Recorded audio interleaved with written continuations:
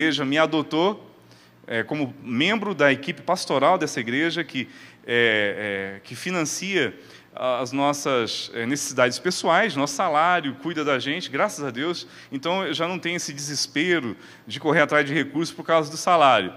O que a gente busca, no caso, para essa estrutura, hoje é um raio de 2.000 quilômetros que a gente atende. Isso Selva Brava, e tudo com doações. Um irmão doa um galão de combustível, outro irmão doa uma cesta básica. A grande verdade é que todas as vezes que a gente agendou de ir, sempre deu certo. Graças a Deus, sempre deu certo. A gente sempre continua fazendo o trabalho, né? E eu peço para os irmãos que não se esqueçam, nas suas orações, de estar intercedendo por nós, de estar clamando por nós, em nome do Senhor Jesus. Pastor, não sei, tem alguns minutinhos que a gente poderia compartilhar, uma palavra aqui bem rápida? Abre sua Bíblia comigo no livro de 2 Reis, capítulo de número 5. Uma palavra bem rápida aqui. Capítulo 5 do livro de 2 Reis.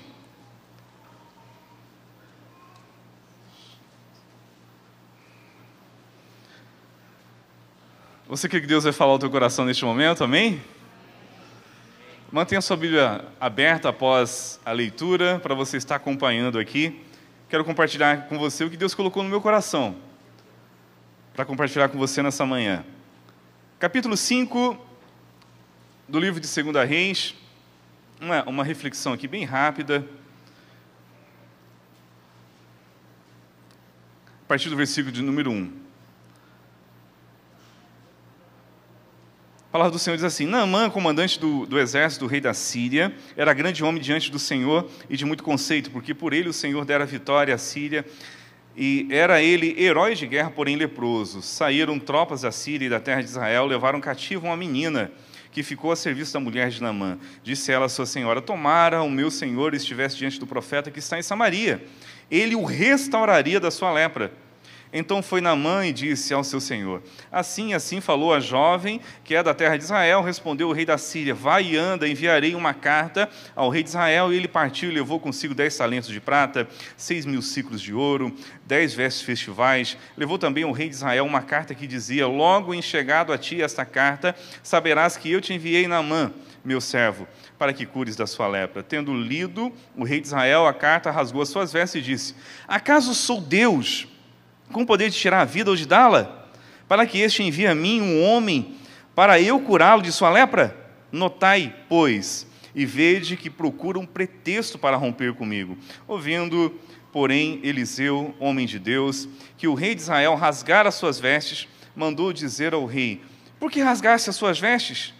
Deixa ouvir a mim, e saberá que há profeta em Israel. Amém? Louvado seja o nome do Senhor, que Deus aplique a sua palavra no nosso coração.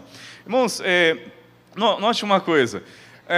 Deus, como dizia o próprio Senhor Jesus, numa certa ocasião ele falou assim: o meu pai trabalha até agora e eu também. Deus é um Deus que não deixa de trabalhar, que não para de se mover, não para de agir. O propósito dele, como diz no livro de Timóteo, capítulo 2, verso 4, que a vontade de Deus é que todo homem se arrependa e que chegue ao pleno conhecimento da verdade. Deus não deixa de trabalhar. Esse é o maior projeto de Deus na terra, pode acreditar. O maior projeto de Deus na terra é a salvação do homem.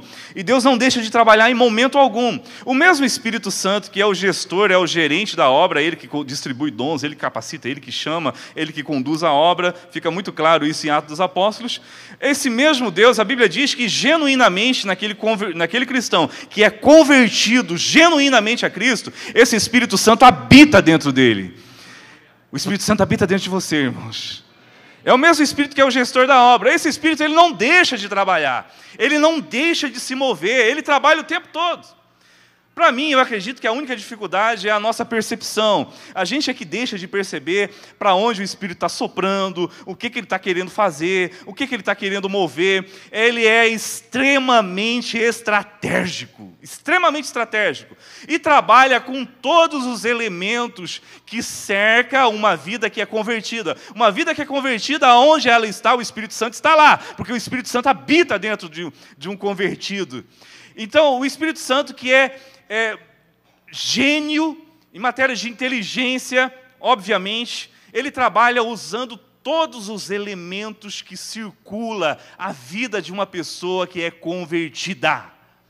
Todos os elementos. Elementos circunstanciais, culturais, elementos da situação vivida naquele momento, ele se aproveita, no bom sentido da palavra, até daquilo que está acontecendo ao redor da vida daquela pessoa, ou o que está acontecendo aonde essa pessoa mora. Ele trabalha com todos os elementos que circulam a vida de uma pessoa. Ele é extremamente estratégico, extremamente inteligente. Extremamente. Às vezes o que falta é a gente captar esse mover do Espírito. E a primeira coisa que eu quero compartilhar com você é o seguinte: entenda de uma forma radical, que aonde você está, Deus quer fazer alguma coisa ali. Não é exagero, não é fanatismo, não é radicalismo. Aonde você está, Deus quer fazer alguma coisa ali. Você não está lá à toa. Eu estou incluindo trabalho, aonde você tem seu lazer, aonde você mora, as pessoas com quem você convive. Pode acreditar, Deus tem sempre alguma coisa para fazer ali. A coisa mais prazerosa que existe para a vida de um ser humano, eu fui descobrir esse sentimento só depois de tanto tempo. Sabe, a vida seria muito chata demais, muito tediosa, se a nossa missão aqui nessa terra se resumisse apenas em você sobreviver. Ou algumas pessoas apenas em gastar toda a sua energia, toda a sua existência, toda a sua saúde, em busca apenas de um propósito, construção de patrimônio na terra. Irmão, isso é chato demais, na boa. Você existe para um propósito muito mais nobre do que isso. Muito mais nobre. Você existe por um propósito com a dimensão de alcance muito maior do que alcançar só você mesmo e a sua família. Esse alcance, às vezes, nem é espiritual, só financeiro, material. Não tem uma coisa mais prazerosa do que você ter aquela sensação: eu sei o porquê eu existo, eu sei porque eu estou aqui, Deus me criou para um propósito de dimensões eternas. A participação que você tem no reino de Deus vai ter registros eternos, até quando você estiver lá na glória. Eu acredito que alguém vai chegar para você: olha, você participou da minha conversão, você participou do projeto que Deus fez na minha vida por causa de você. Eu acredito que a gente vai ter esse tipo de alegria no céu. Porque a Bíblia fala que as nossas obras serão provadas diante de Deus. Entenda uma coisa, não existe uma coisa mais honrosa do que você fazer parte dessa conspiração universal chamada Reino de Deus. Nada produz mais uma sensação de realização pessoal. Realização pessoal. Nada produz mais esse senso do que você estar envolvido em uma causa nobríssima, chamada causa do reino.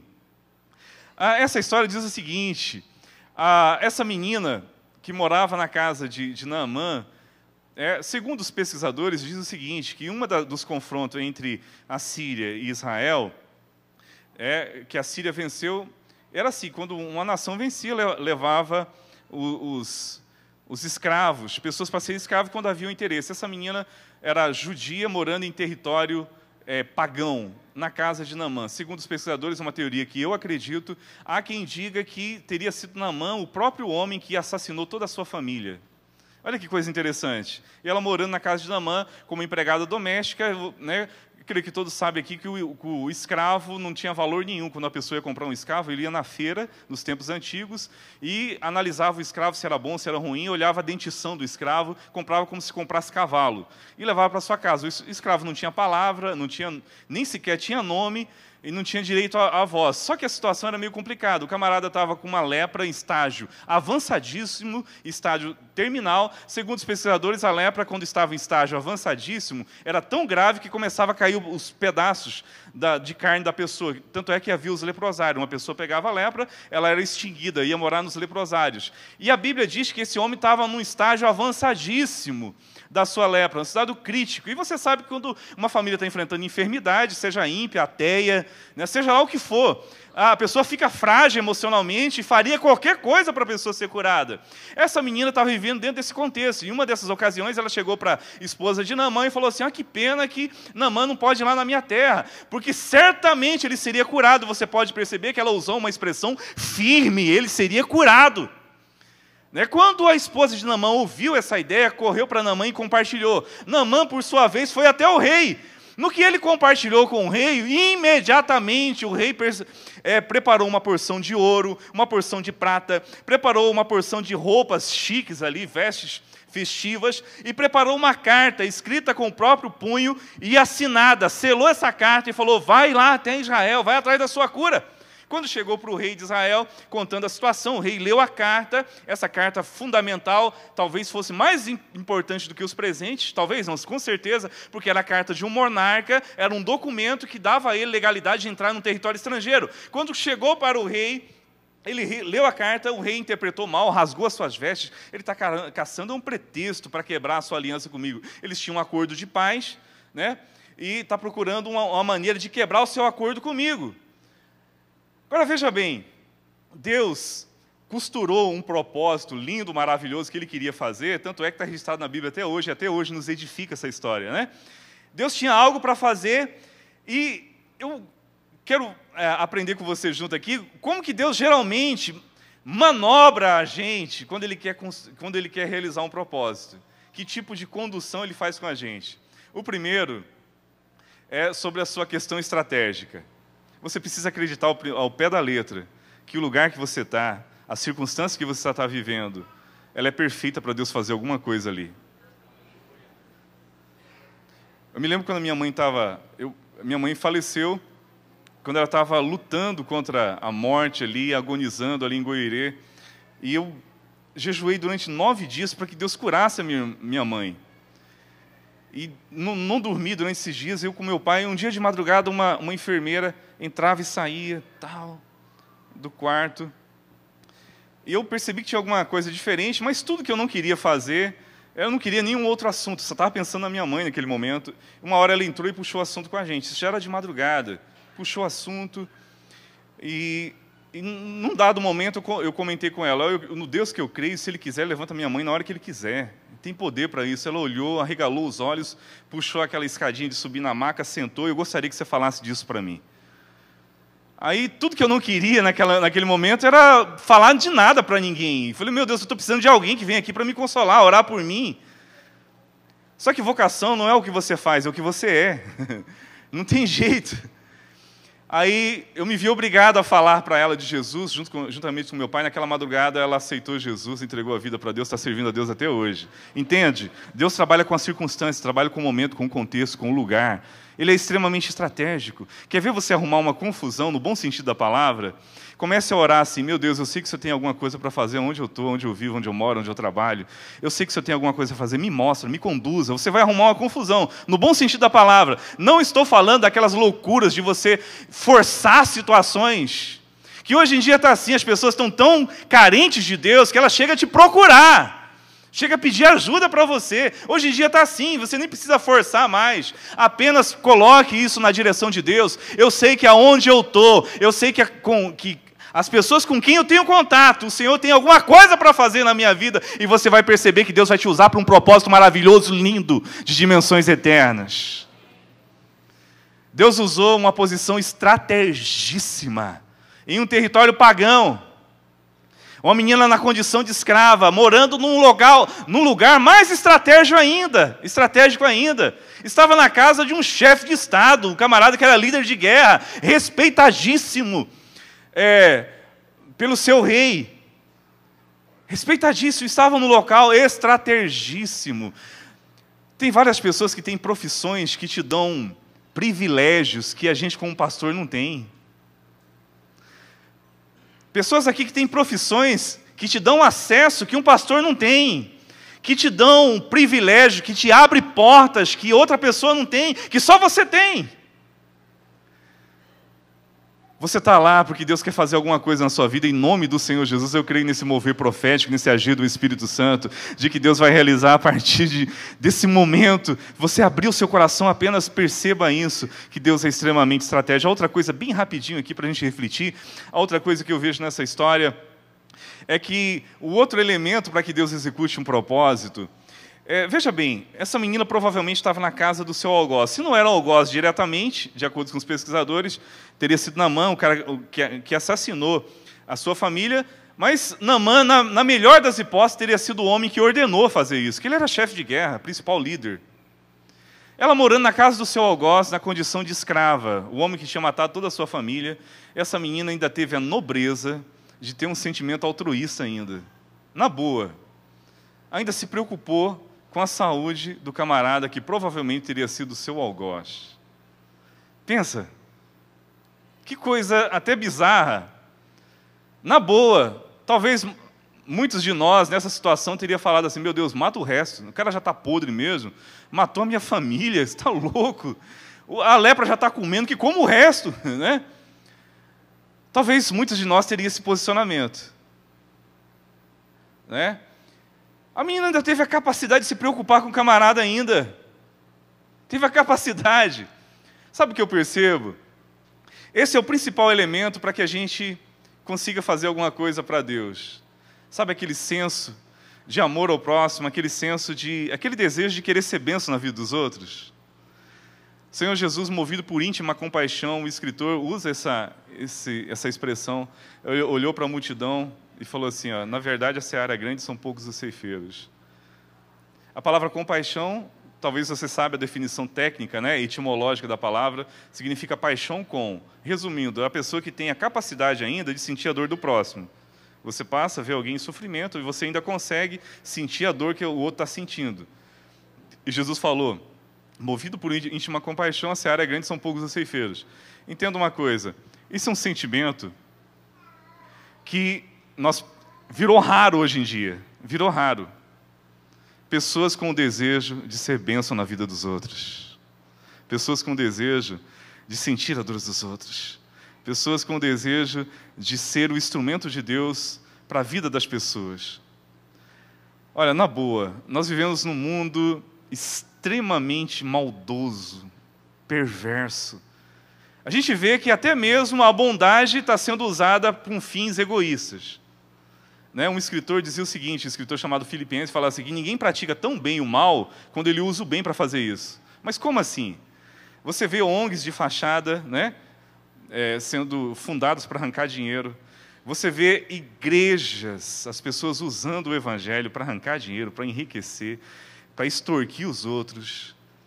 Só que a esperança que eu tenho, eu sou sincero, a esperança que eu tenho, que se tem um povo nesse mundo que ainda tem a capacidade de ter misericórdia pelo próximo, esse é o povo de Deus ainda. O mesmo Deus que sacrificou a sua vida derramando o seu sangue na cruz do Calvário, Ele habita no coração daquele que é verdadeiramente convertido, Ele é amor em essência. E se esse Deus habita em você, você tem essa capacidade de ter misericórdia do próximo.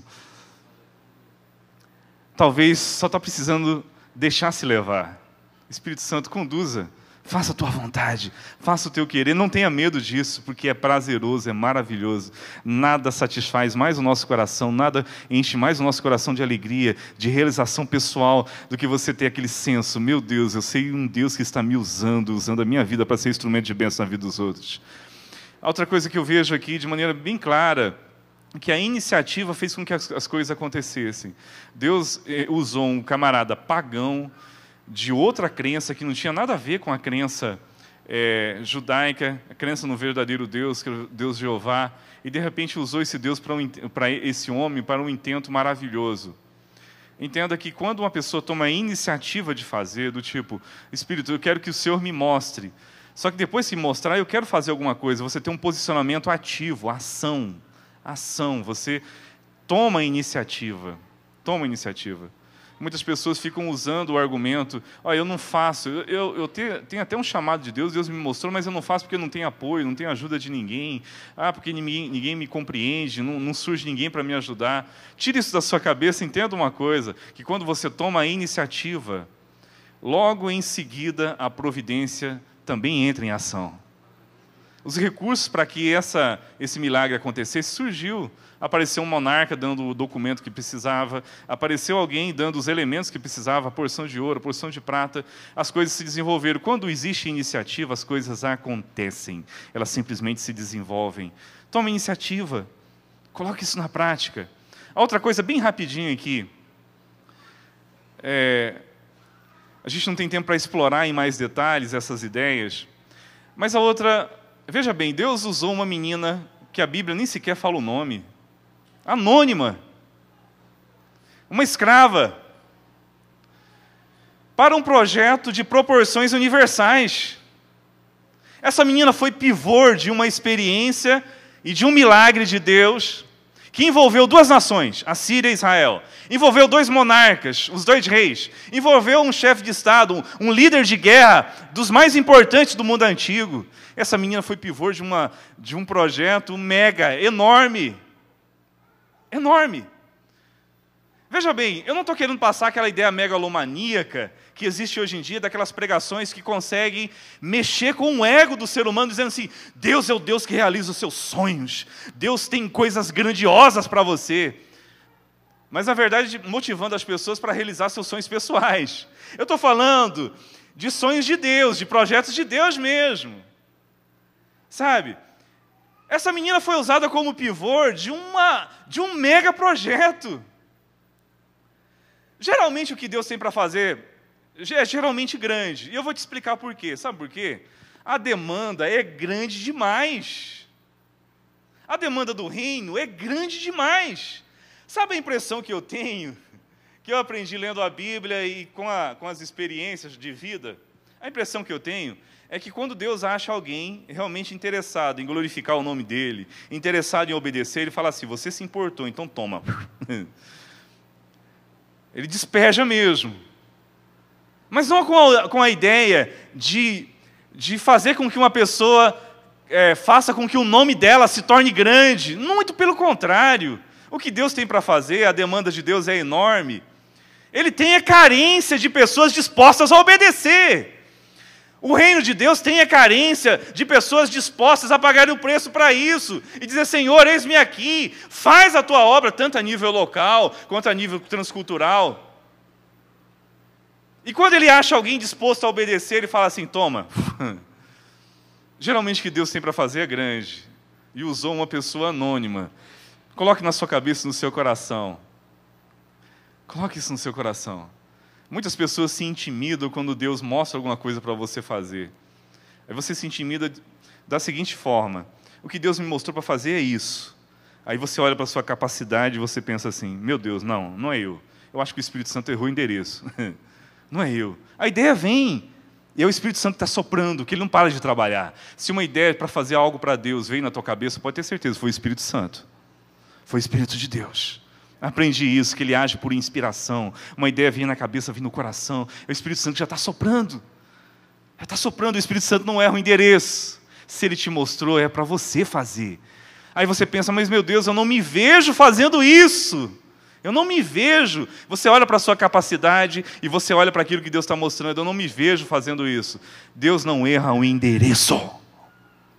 Deus não erra o endereço. Só para finalizar aqui, eu citei ontem à noite, na reunião dos jovens, quando Deus chamou Paulo, até então Saulo.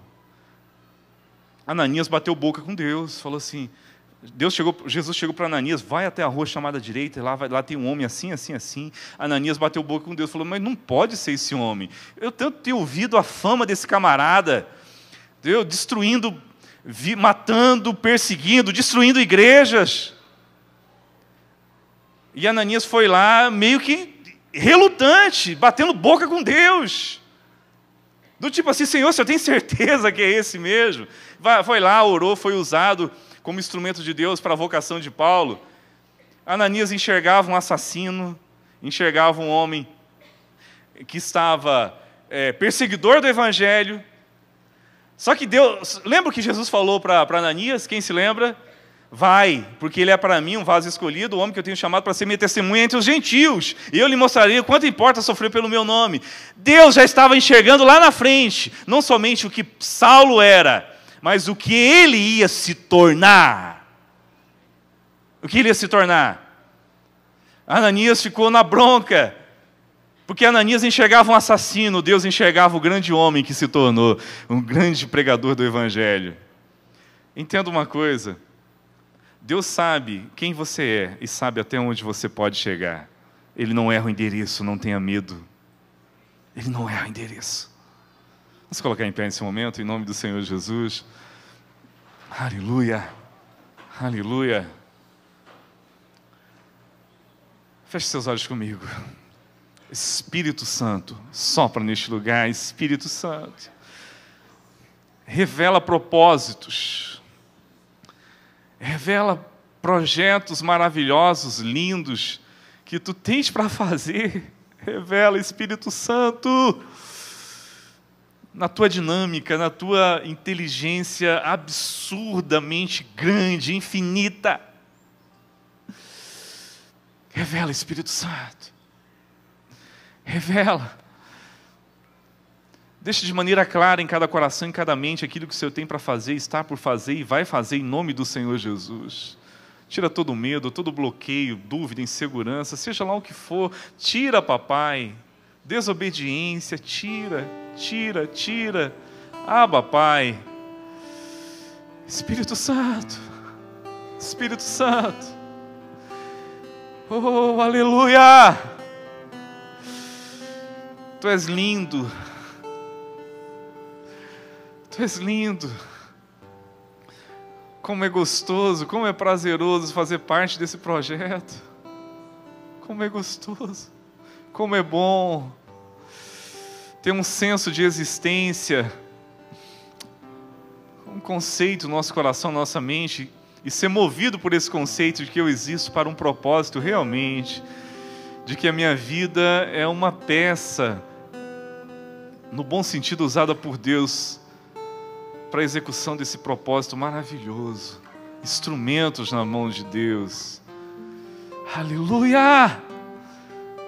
Se essa palavra tocou o seu coração e você gostaria de se dispor para Deus, eu não vou te chamar aqui para vir para frente não, para a gente ganhar tempo. Só mantenha a sua mão direita erguida, eu vou orar com você. Eu quero orar pelo propósito de Deus na sua vida. Eu quero orar. Se essa palavra tocou o teu coração e você quer se dispor, Espírito de Deus, visita agora cada uma dessas pessoas que aceitou esse desafio, papai. Visita agora. De repente, pessoas que o teu Espírito já mostrou para ele o que ele tem que fazer. Ele tem se intimidado, tem ficado com medo, tem se acovardado, tem ficado na desobediência. Meu Deus, quebra isso agora em nome do Senhor Jesus. Meu Deus, que definitivamente hoje seja o ponto de partida para a execução de muitos propósitos que o Senhor tem em várias vidas aqui. Papai maravilhoso, que a execução desses propósitos venha abençoar a vida dessa igreja, desse ministério. Em nome do Senhor Jesus, confirma, sela. Eu posso ver pelos olhos da fé vários ministérios surgindo, mas ministérios para abençoar a igreja local. Que venha a ser uma bênção na vida dessa igreja. Manifestação de dons, de habilidades. Aleluia! Sopra Espírito de Deus, despertando o potencial que só o teu povo nessa terra tem de amar o próximo, de se importar com o próximo e de amar as pessoas incondicionalmente. Oh, aleluia! Aleluia! Em nome do Senhor Jesus. Vamos aplaudir o nome do Senhor neste momento. Glória a Deus. Aleluia. Aleluia. Glória a Deus. Amém, ó Deus. Amém.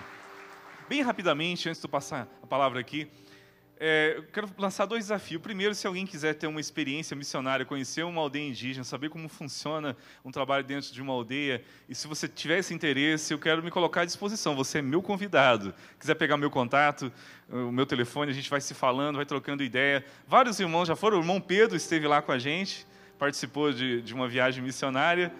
É uma experiência maravilhosa, linda, é uma delícia você ver os indígenas cantando na língua, as crianças cantando na língua deles, adorando a Deus, é lindo. A outra, bem rapidamente, se o Espírito Santo tocou o teu coração e você sentiu o desejo de ser um mantenedor dessa obra de maneira individual, de maneira pessoal, se você tiver esse interesse, esse desejo, procure um dos pastores aqui, esteja compartilhando com eles. Essa primeira viagem que a gente está fazendo com o intuito de levantar companheiros. Geralmente as pessoas falam para a gente, esse é seu dom, do tipo assim, isso é problema teu, né? Sabe, e a gente aprende pela palavra de Deus que isso é um problema da igreja do Senhor Jesus, não é um problema meu, né? O reino de Deus não é problema meu, é problema das pessoas que fazem parte do reino de Deus.